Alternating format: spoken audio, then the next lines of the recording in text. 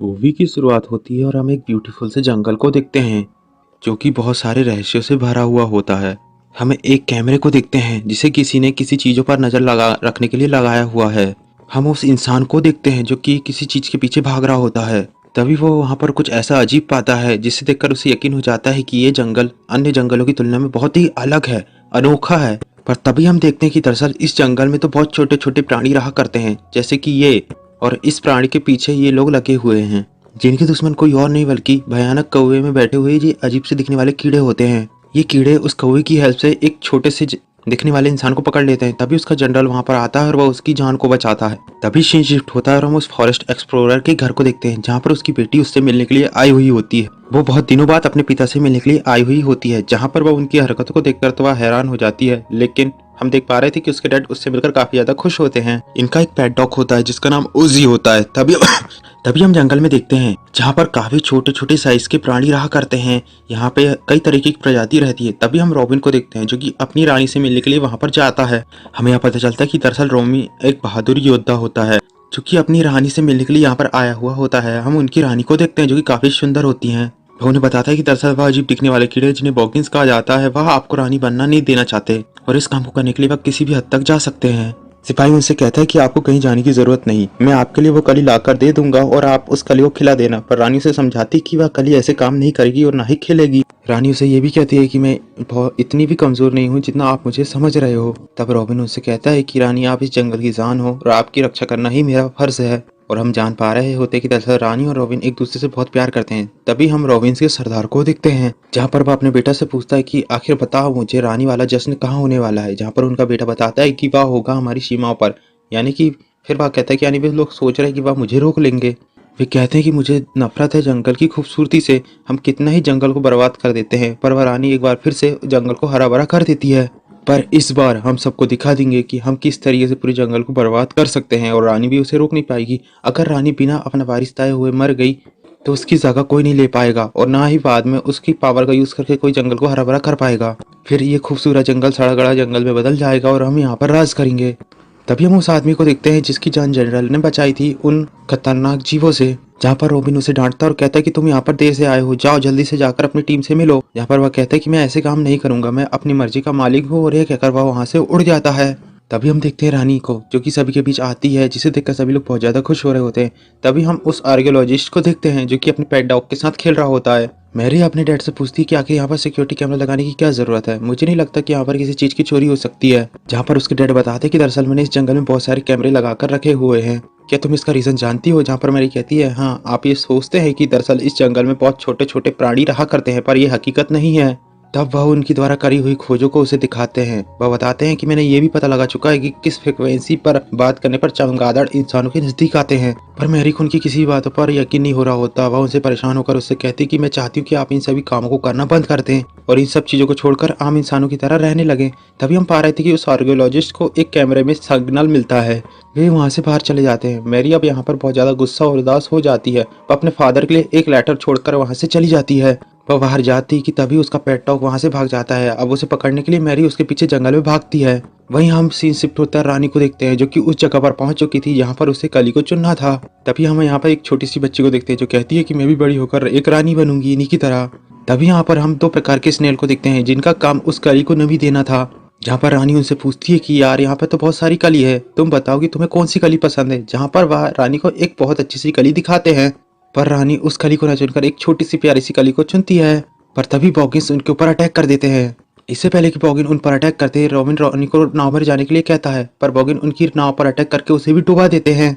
तब रानी अपनी जान बचाकर जंगल की तरफ भागती है पर बॉगिन उसके पीछे पड़ जाते हैं। पर तभी रॉबिन आकर उसकी रानी को बचा लेता है, लेकिन तभी बॉगिन्स और उसका सरदार का बेटा उस पर अटैक कर देते हैं तीरों के जरिए। अब फाइट के दौरान रॉबिन सरदार के बेटे को तो मार देता है पर तीर रानी को भी लग जाता है और वह नीचे गिरने लगती है, जिसे गिरता हुआ मैरी देख लेती है। मैरी इन सब चीजों को देखकर बहुत ज्यादा हैरान हो जाती है क्योंकि उसने आज एक छोटा प्राणी को देखा।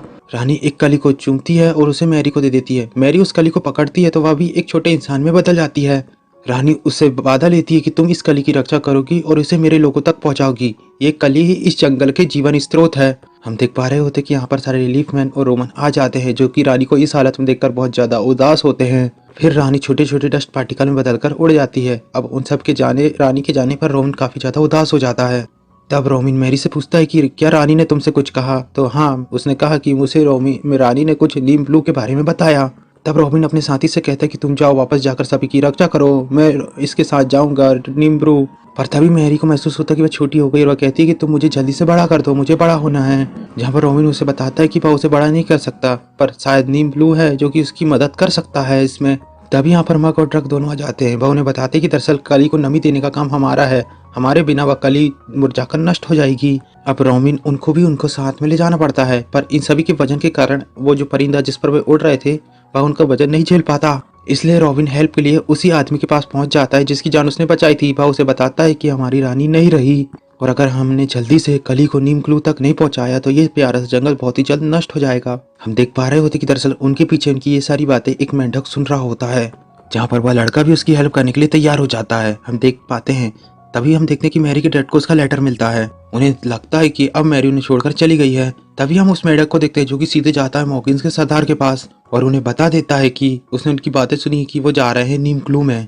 हम देख पा रहे होते कि दरअसल अब रॉबिन और उसके सभी साथी कली को लेकर नीम ब्लू तक पहुंच जाते हैं। हम देख पा रहे थे कि यहाँ पर बहुत सारे लोग आते हैं जिन पे यही बातें चल रही होती कि अब जंगल में जो हरे मैदान थे वह सूखने लगे थे। हमें यहाँ पता चलता है कि इनमें से कोई भी नहीं जानता कि उन्हें नहीं पता अब रानी मारी जा चुकी है। वह नीमलू से इस बात का जवाब लेने के लिए यहाँ पर आए हुए थे। तभी नीमलू इन सब के सामने आ जाता है। वह अपनी बातों से सभी का ध्यान बटाता है, पर तभी उसे पता चलता है कि उसकी रानी तो अब रही ही नहीं। हालांकि ये बात वह सबसे छुपाता है। तभी रॉबिन उसके पास आता है जहाँ पर उन सभी के बीच बातें होती है। तो वह नीमलू कहता है कि हमें इस कली की रक्षा करनी होगी। जहाँ मैरी उसे बताती है कि मरते समय रानी ने उसे इस कली को नीमक्लू तक लाने के लिए कहा था। फिर नीमक्लू उन्हें उसके ज्ञान के भंडार तक ले जाता है, जहाँ पर हमें पता था कि बहुत सारी ज्ञान की बातों को रिकॉर्ड करके रखा गया था। जहाँ पर नीमक्लू ने बताता है कि सबसे पहले हमें कली की नमी को बनाए रखना होगा। साथ ही वह पढ़ता है कि अगर रानी ने इसे एक बार चूम लिया तो इसका मतलब ये है कि ये कली जब जरूर खिलेगी, जब पूरे चांद की चांदनी होगी तभी इस कली को खिलना होगा। तभी ड्रग पूछता है कि अगर ये कली अंधेरे में खिल गई तो इससे क्या होगा? तहाँ नीमलू कहता है कि मुझे इस बारे में कुछ भी पता नहीं है, क्योंकि आगे का ज्ञान वाला पत्र गायब होता है। तब मैरी उससे पूछती है कि क्या आप मुझे मेरे घर जाने का रास्ता बता सकते हो? तभी नीमलू उसे एक डायरी, एक पन्ना देता है, जिसे खोलते ही डस्ट पार्टिकल उड़ती है और उसे रानी मिलती है। जहाँ पर रानी उसके सारे सवालों का जवाब देती है और कहती है कि तुम्हारा यहाँ होना किसी न किसी चीज का कारण है, इसके पीछे एक मोटिव है। तुम्हारा काम केवल कली के पास रहना है, जब खासकर जब वह खिलेगी, और इसका बदले में तुम्हें जो गिफ्ट मिलेगा वो तुम्हें अपनी असली लाइफ में मिलेगा। जहाँ पर मैरी समझ रही होती कि यानी कि अगर असल में वह अपने घर जा सकती है। तभी हम देखते हैं रॉबिन को, जो कि उसी युवा के पास होता है। वो उसे कहता है कि तुम कली का और रानी का ख्याल रखना, मैं बहुत सारे लिपमैन को लेकर आता हूँ। वही नीमग्लू भी सारे लोगों को इन्फॉर्म कर देता है कि उनकी रानी अब नहीं रही। जहाँ पर वह उस कली को दिखाते हुए कहता है कि आज की रात ये शाही कली खिल जाएगी, जो कि एक रानी की जगह लेगी। ये बात सुनकर सारे लोग फिर से खुश हो जाते हैं। तभी हम मैरी को देखते हैं जो कि उसी लड़के के पास आती है। वो कहती है मुझे नहीं लगता कि तुम यहाँ की हो, क्या तुम एक अच्छा खूबसूरत नज़ारा देखना चाहोगी? फिर वह उसे लेकर एक बहुत बड़े बारहसिंगे के पास आ जाता है। मैरी उसे देखकर बहुत ज्यादा हैरान हो जाती है। फिर वह उसके ऊपर बैठती है और घूमने के लिए निकल पड़ती है। पर तभी हम देख पा रहे होते कि बॉगिंग का सरदार कली को चुराने के लिए उन पर अटैक कर देता है नीमक्लू के पास, और वह कली और मग्रब्स को किडनैप करके वहां से चला जाता है। जब रॉबिन को ये सारी बातें पता चलती है तो वह उस लड़के पर काफी ज्यादा गुस्सा हो जाता है। वह उससे कहता है कि वही निशानी हमारी रानी की आखिरी निशानी थी। जहाँ पर मैरी कहती है कि रानी ने उसकी जिम्मेदारी मुझे दी थी, अब मैं उस कली को वापस लाने के लिए अपनी जान तक लगा दूंगी। अब वहां जाने के लिए वह लड़का उन्हें आइडिया देता है कि क्यों ना हमें भेष बदलकर वहां पर जाना चाहिए। जहाँ पर रॉबिन उन्हें बताता है कि मेरे पास भेष बदलने के लिए कुछ भी नहीं है। अब मैरी कहती है कि मैं जानती हूँ कि वो सारी चीजें तुम्हें कहाँ मिलेगी। तभी हम बॉगिन के सरदार को देखते हैं जो कि बग और ट्रक से कहता है कि लीव मैन ने मेरे बेटे को मार दिया और मुझसे छीन लिया, इसके बदले में मैंने भी उनकी बेहतरीन चीज इस कली को उनसे छीन लिया। ये कली आज अंधकार में खिलेगी और वह जंगल का नहीं, रानी का नहीं, बल्कि मेरी बारिश होगी। और जो कली हरियाली लाने वाली थी अब वह तबाही मचाएगी। हालांकि वह इसका पूर्व पत्र उन्हें भी दिखाता है जिसमें ये सारी बातें लिखी हुई थी। वहीं हम मैरी को देखते हैं जो कि अपने साथियों के साथ अपने घर तक पहुंच जाती है। यहाँ पर उन्हें उन बॉगिन्स के कवच मिल जाते हैं जिसे उसके डैड ने इकट्ठा कर रखा हुआ था। तभी यहाँ पर मैरी के डैड भी आ जाता है। तभी हम यहाँ देख पा रहे थे कि रॉबिन और वह नौजवान मैरी के डैड को खुचड़ो कहने लगता है। वह कहते हैं कि हम लोग इसे यहाँ वहाँ भटकाते रहते हैं ताकि कभी भी हमारे घर तक ना पहुँच पाए। फिर वह मैरी के सामने ही उनका मजाक बनाने लगते हैं, जहाँ पर मैरी उन्हें बताती कि पागलो, दरअसल वो मेरे डैड हैं। फिर वह अपने डैड के पास आती है, जहाँ पर हमें पता चलता है कि वह अपने डैड को, अपने बेटे को काफी ज्यादा मिस कर रहे होते हैं। वह किसी भी तरीके से अपने डैड के सामने आ जाती है, पर जैसे उसके डैड उसे देखते हैं तो वह बेहोश होकर वही टेबल में सर रख कर गिर जाते हैं। फिर मैरी अपने डैड से कहती है कि मैं बहुत ही जल्द वापस आ जाऊंगी, मैं आपसे वादा करती हूँ।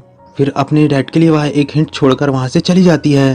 फिर ये तीनों ही वहां पर वॉकिन के अड्डे तक पहुंच जाते हैं, जहाँ पर पहले तो रॉबिन बॉगिंस को ध्यान बटाने का काम करता है, और मैरी और वह लड़का उस मग तक और कली तक पहुंचकर उन तीनों को ही वहां से लेकर निकल जाते हैं। पर रॉबिन वहां पर बॉगिंस के बीच अकेला पड़ जाता है, जिससे कि वह लड़का उदास हो जाता है। फिर वे सभी लोग रानी के महल तक पहुंच जाते हैं, और जहां नीम ब्लू उस कली को उसकी सही जगह पर रख देता है, जहां पर चंद्रमा की रोशनी पड़ रही थी, और चांद की रोशनी पड़ने के कारण वह कली खिलने लगती है। पर तभी हम देख पा रहे थे कि यहाँ पर बहुत सारी चमगादड़ आ जाती हैं, और बॉगिंस का सरदार उन सभी चमगादड़ों को इकट्ठा करके उस कली के ऊपर प्रकाश नहीं पड़ने देता, पूरा अंधेरा फैला देता है, और कली अब फिर से दोबारा की तरह सिकुड़ने लगती है। अब यहाँ पर वह योद्धा और सारे के सारे लिव मैन उन बुगीमैन से लड़ने के लिए तैयार हो जाते हैं, उन पर अटैक कर देते हैं। अब मैरी भी उन सबकी हेल्प करने के लिए वहां से जानी चाहती थी, तभी नीम ब्लू उसे रोकता है कि ये दुनिया तुम्हारी नहीं है, और तुम ऐसा कैसे हो सकती हो कि एक अनजान दुनिया के लिए अपनी जान कुर्बान करना चाहती हो। तब मैरी उसे बताती कि ऐसा करना मेरे डैड ने सिखाया है। फिर वह अपने डैड की हेल्प लेने के लिए वहां से निकल पड़ती है।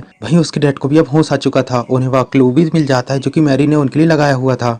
अब वह मैरी को ढूंढते हुए जंगल तक पहुंच जाते हैं, जहां पर मैरी उनके पास आ जाती है। वह उनसे कहती है कि डैड, आप सही कहा करते थे और मैंने आपको गलत समझा, प्लीज मुझे माफ कर दीजिए।